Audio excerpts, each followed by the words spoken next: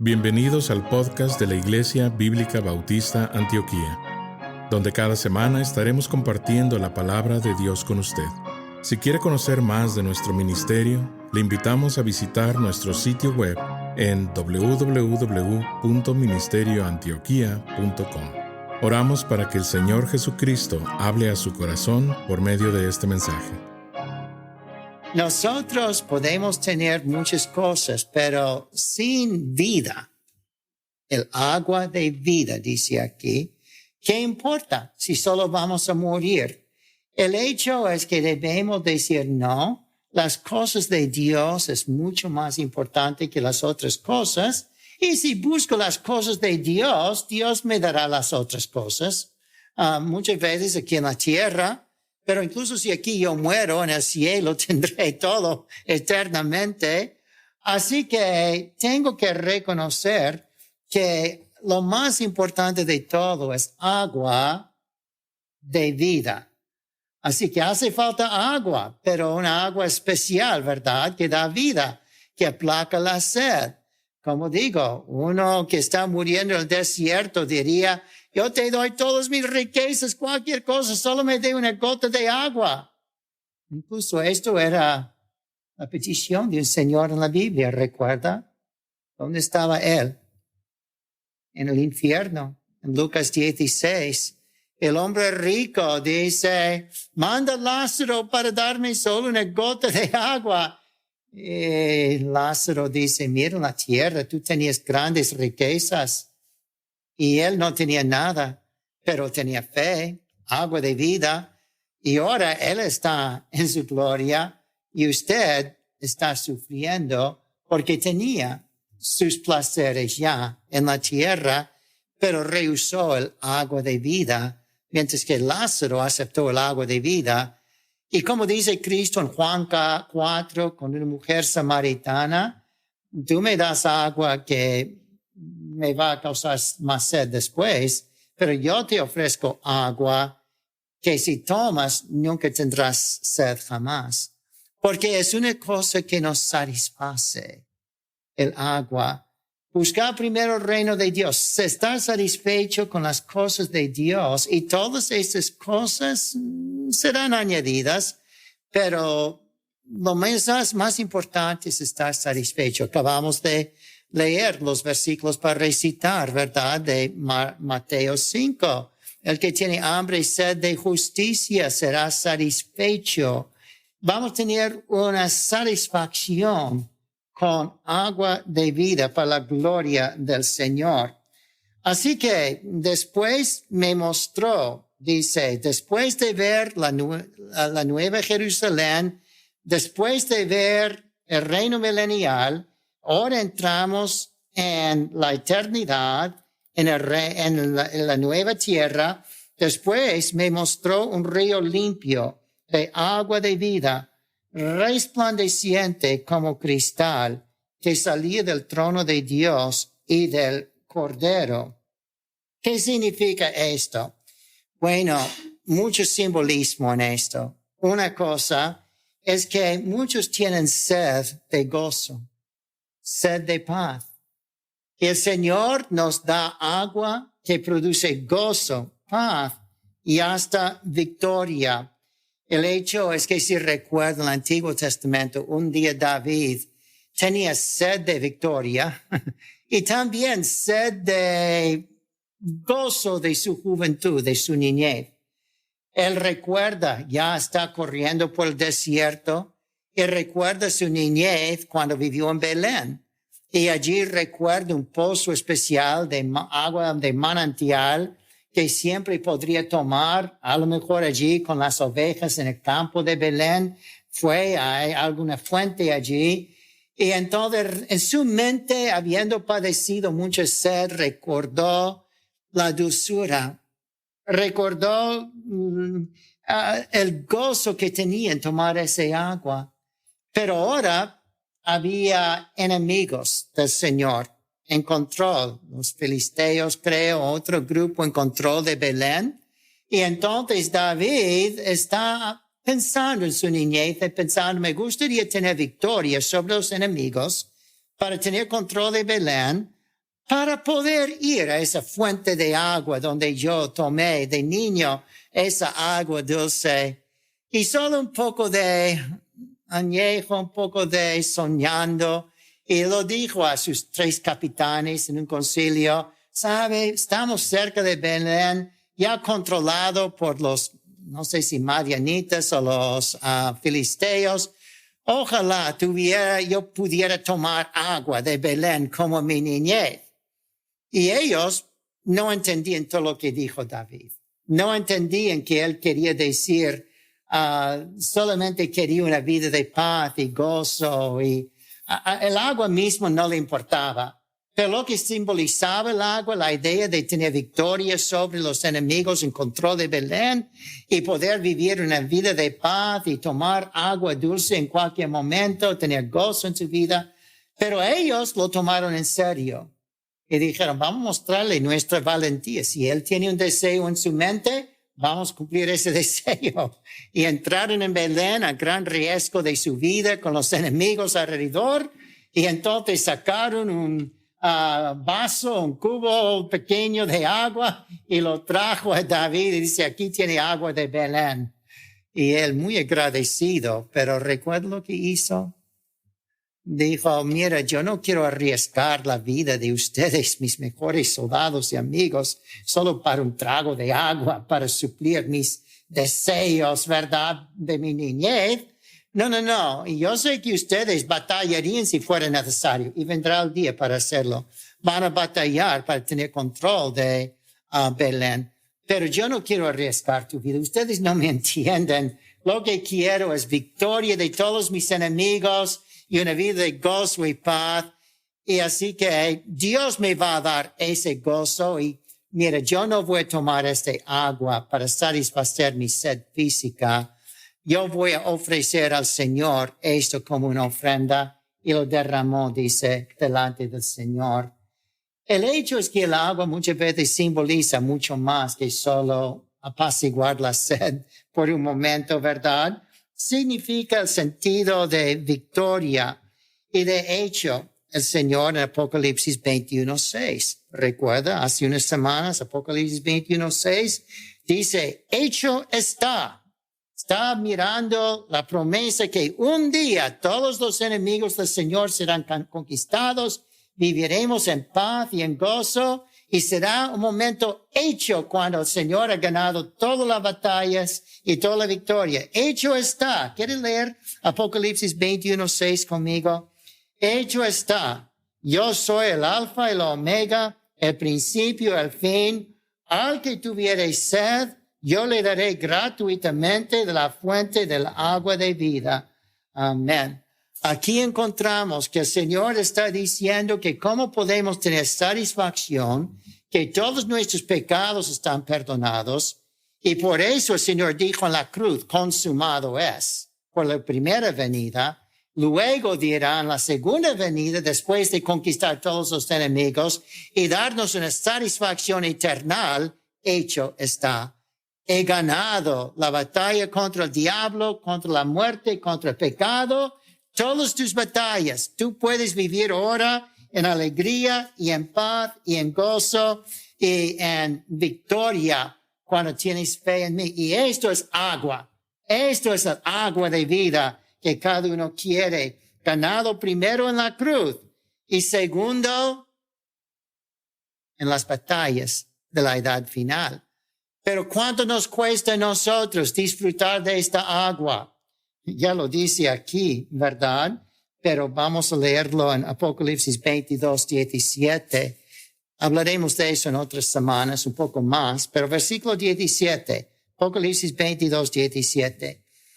¿Quiere leer? El Espíritu y la esposa dicen: ven. Y el que oye diga: ven. Y el que tiene sed, venga. Y el que quiera, toma del agua de la vida gratuitamente. ¿Cuánto me cuesta? Nada, porque le costó a él todo, ¿verdad? El Señor dio todo para que yo tuviera eso gratis. Como los amigos de David arriesgaron toda su vida para dar gratis a David el agua. Pero la salvación, la vida eterna, tiene un precio grande. Es fácil para nosotros, solo tenemos que creer en el Señor Jesucristo y ser salvos. Pero es porque no era fácil para Dios. Tenía que dar su Hijo, su vida y morir por nosotros para ganarnos esta agua. Y ahora dice, mira, tú no puedes merecer esto. Esto es agua de vida gratuita. Puedes recibirlo como un regalo, la salvación del Señor.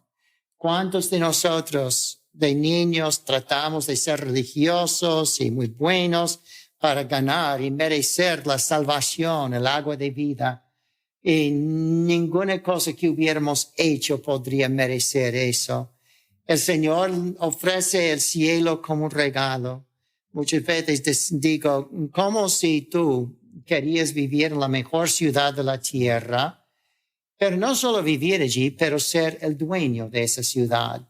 Una ciudad, no sé cuál, Dubái, no sé qué es lo más bello ahora, que vale billones de dólares. Y tú entras allí y dices, mira, voy a comportarme bien un tiempecito. Y como me comporto bien y voy a hacer algunas buenas obras, voy a ser religioso un poco de tiempo. Y ustedes me van a regalar toda la ciudad con todas sus riquezas porque yo me he comportado bien por algunos días. ¿Ellos lo harían? A lo mejor hay un manicomio por allí, ¿verdad? Tú puedes tener este cuarto aquí, ¿verdad? Pero de cualquier manera, encontramos que el Señor está diciendo, mira, esto es tan valoroso, tan rico, tan resplandeciente que tú no puedes merecerlo. Haga lo que quieras y menos 4 días que así es nuestra vida. Es un respiro. Así es mi vida, de nacer hasta morir, ¿verdad? Es un respiro que viene y va la vida. Y entonces yo digo, bueno, en este respiro de algunos segundos, voy a vivir una buena vida. Y Dios, ya voy a demandar el cielo de ti. Todos los esplendores del cielo, palacios de diamante, calles de oro, todo para mí, Señor, porque me he comportado bien por el respiro que yo viví en esta vida. No va a funcionar. Primeramente, he hecho tantas cosas malas que el Señor dice, paga del pecado no es hacer bien. La paga del pecado no es ser religioso.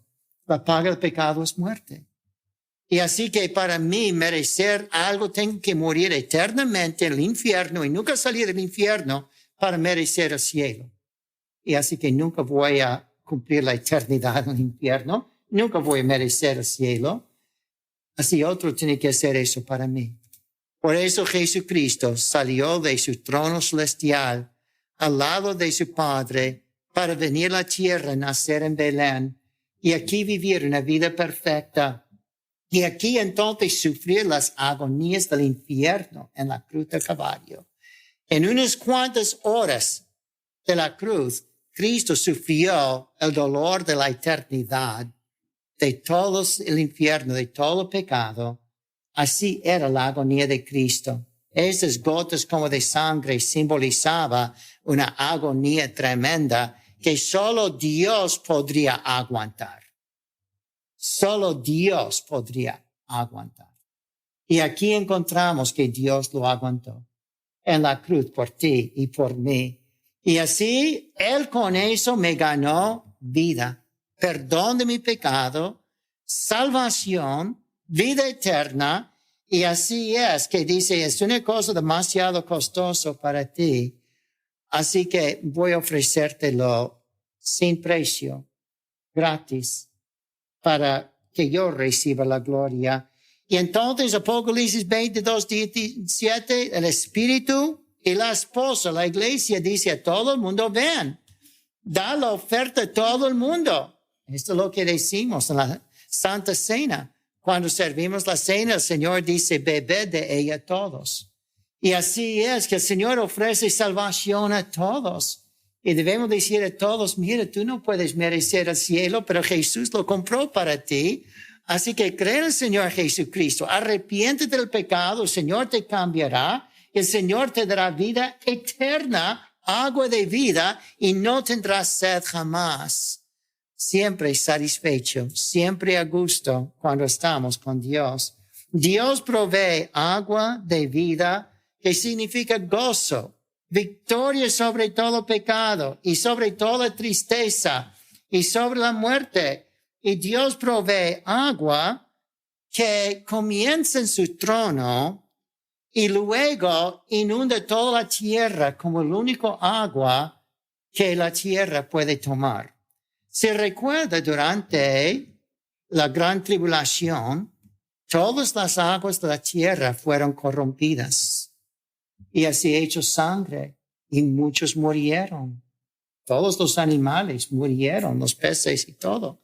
Y en todos los ríos, todos murieron. Al final de la gran tribulación es como si no hay agua potable en la tierra, parece. Pero entonces viene Jesucristo. Aleluya. En Apocalipsis 19, Cristo viene en su caballo blanco y pisa allí el monte de Olivos. Y de allí entonces entra en Jerusalén y allí establece su trono. Y allí de Cristo viene victoria, gozo y agua de toda la tierra. Incluso el mar muerto está ya salado. Cuando estuve allí hace unos años, el agua está evaporando. Hay muy poco mar muerto ahora, ¿verdad? Es como un lago muerto, una laguna muerta. No es un mar muerto, ¿verdad? Porque está salado y el río Jordán, que siempre daba agua, todos están usando el agua que viene del lago de Galilea para el sur, donde corre el río Jordán, y todos están tomando el agua de allí. Y no hay agua para llegar hasta allí, el mar salado. Y está resecado, el mar seco, realmente casi, ¿verdad? Pero un día, cuando Cristo viene y pisa la tierra y conquista Jerusalén, y todos los millones y millones de enemigos alrededor atacando a Israel, empiezan a atacarle a él, saldrá espada de juicio de su boca, destruirá a todos sus enemigos. Habrá entonces un gran juicio de todos los malos, y entonces el Señor va a reunir todos los creyentes de la tierra para empezar a reinar con él por 1000 años. Pero ¿dónde van a sacar agua? Ezequiel 47. ¿Quiere leer Ezequiel 47 conmigo? Los primeros 9 versículos. A lo mejor en los próximos años, después de terminar este estudio, creo que voy a ir a Daniel y vamos a hablar de los 3 israelitas en el foso. En el horno de fuego, y entonces con Daniel mismo en el foso de leones, ¿verdad? Y cómo el Señor nos da victoria. Cosas prácticas y bonitas de Daniel. Pero la última parte de Daniel sigue con este tema. Y entonces después de Daniel viene Ezequiel.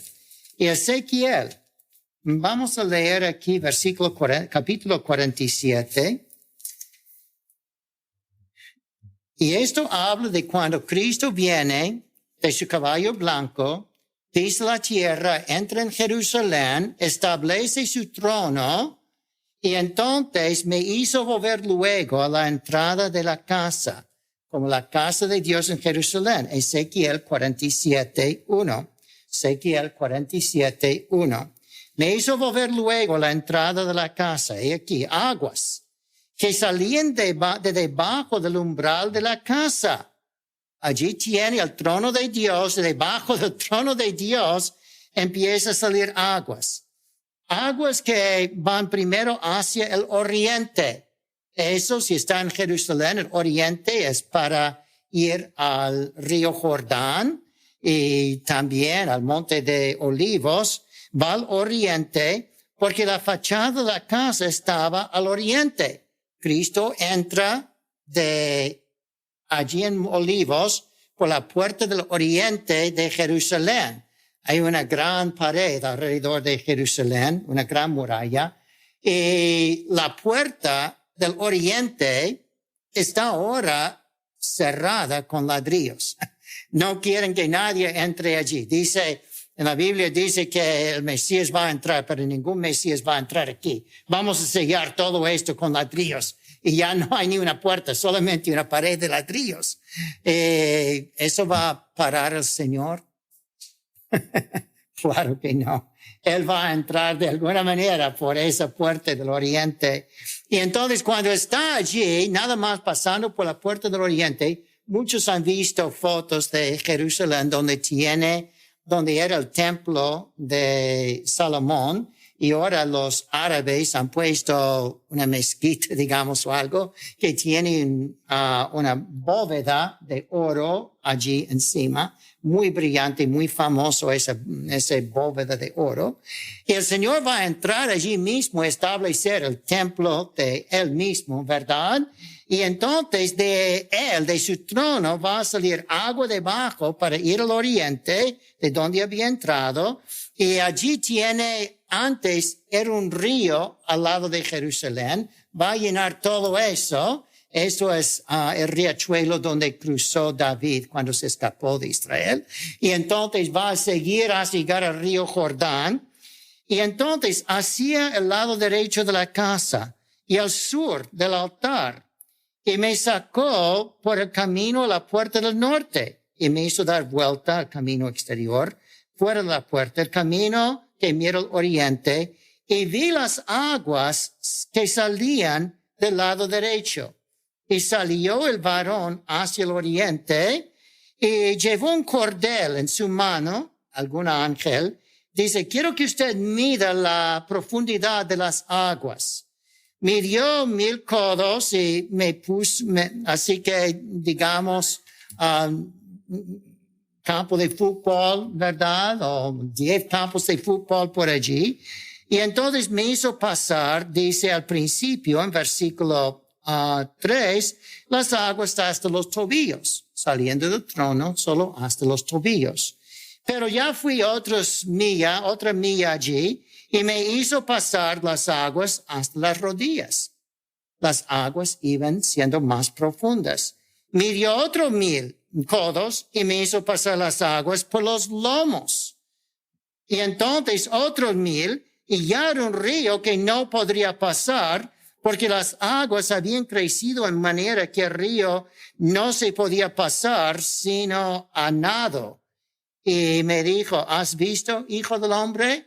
Está llegando este riachuelo del trono de Dios para ser más y más grande hasta llegar al Jordán, unas millas de allá. Y entonces se llena el Jordán y el agua corre al Jordán, limpia todo el río Jordán, llena el río Jordán, llena el mar muerto y sigue de allá. Después me llevó y me hizo volver por la ribera del río. Y volviendo yo, vi que en la ribera del río, y vamos a hablar de esto la próxima vez, había muchísimos árboles, el uno a otro lado. Al lado del agua de vida, el río de vida, hay árboles de vida.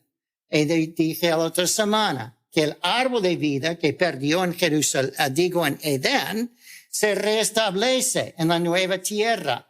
Pero el árbol de vida es como un árbol cuyas raíces forman otros árboles. Y entonces este árbol de vida es un tipo de árbol que se reproduce por toda la ribera de este río para comer y dar comida a todo el mundo.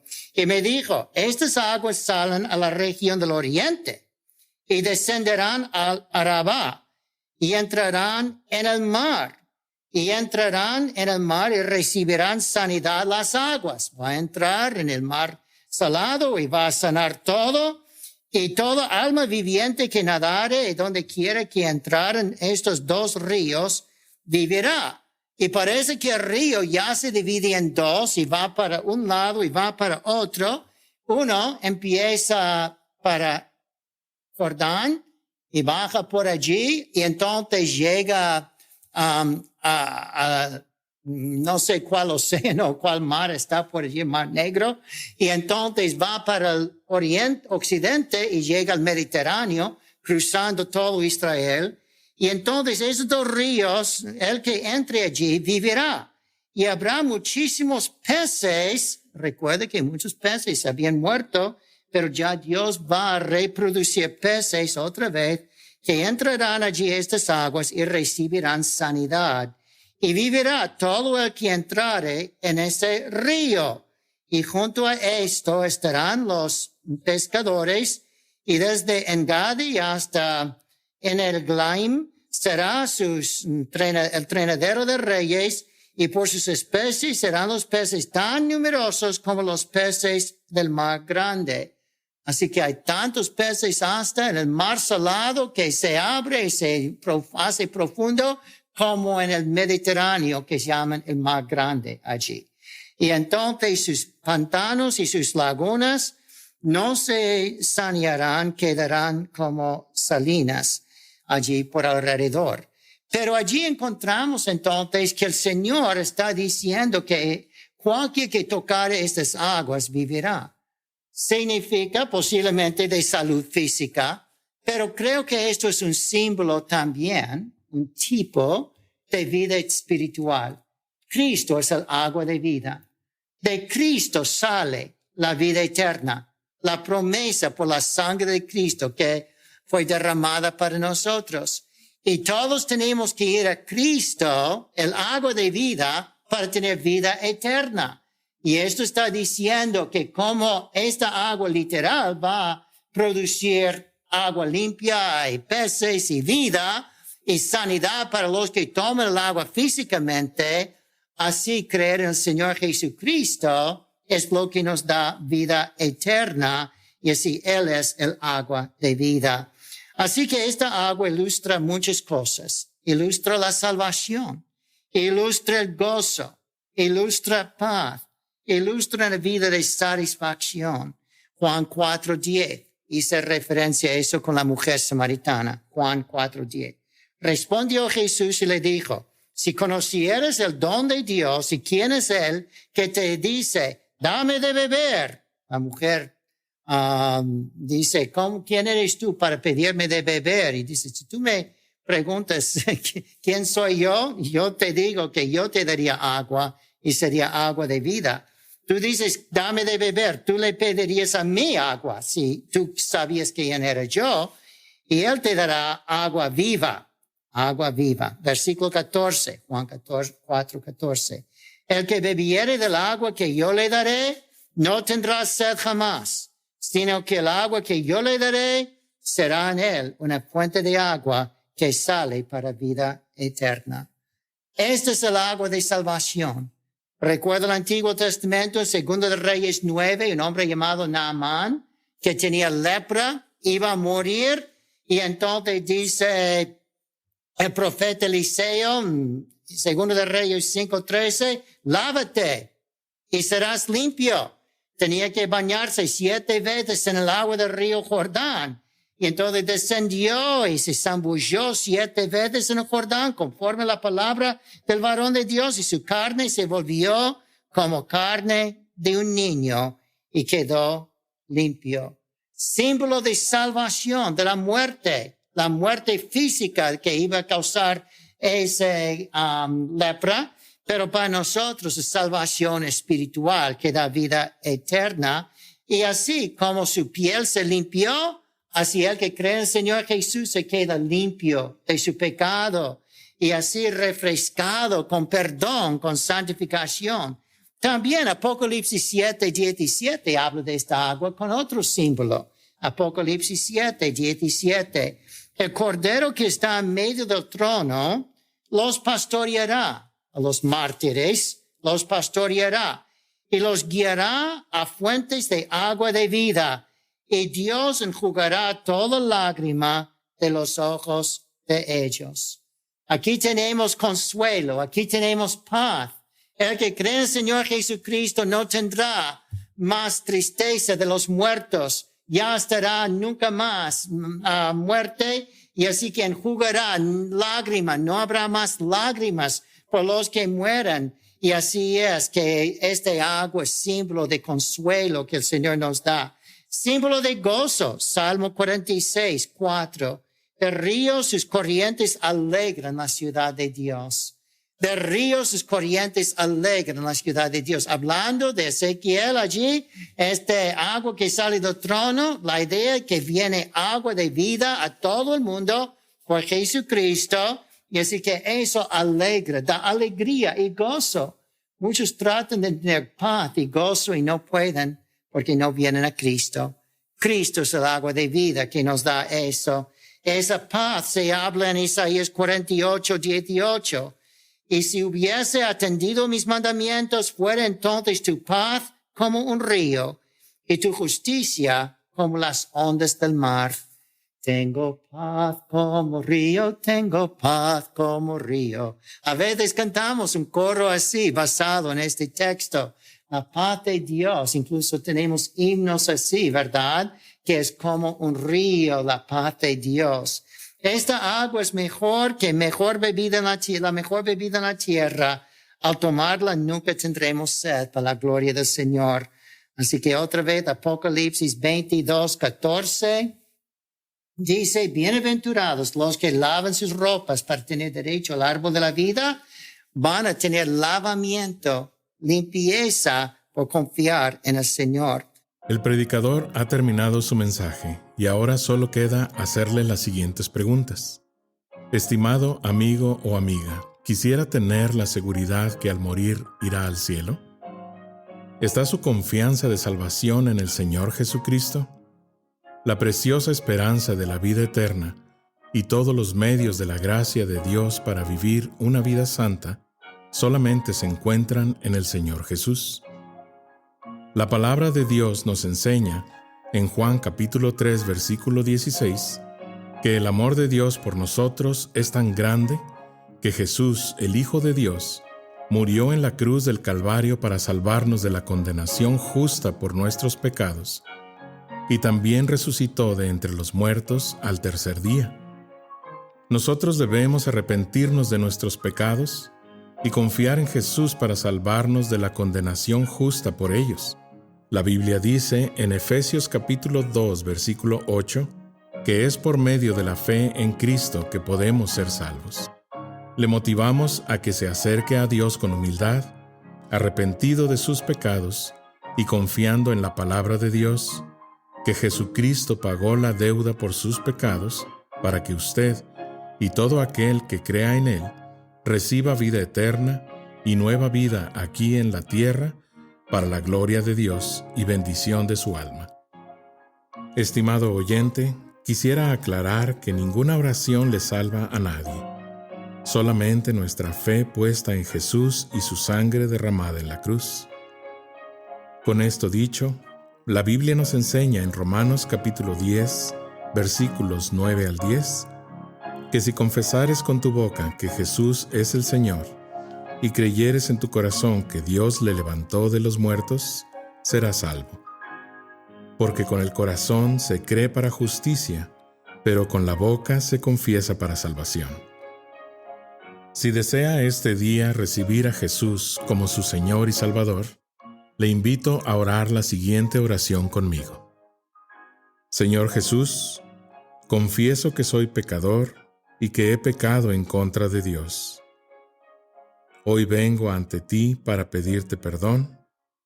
Creo que eres el Hijo de Dios, que moriste en la cruz del Calvario en mi lugar. Fuiste sepultado y resucitaste al tercer día de entre los muertos. Este día me arrepiento de mis pecados y dejo mi vida pecaminosa para seguirte a ti. Creo que eres Rey y Señor de todo lo que existe. Hoy te invito a entrar a mi corazón y a mi vida. Te pido que seas mi Señor y Salvador. En el nombre de Jesús. Amén. Gracias por sintonizarnos. Le invitamos a conectarse con nosotros en www.ministerioantioquia.com y déjenos saber sobre su declaración de fe en Jesús.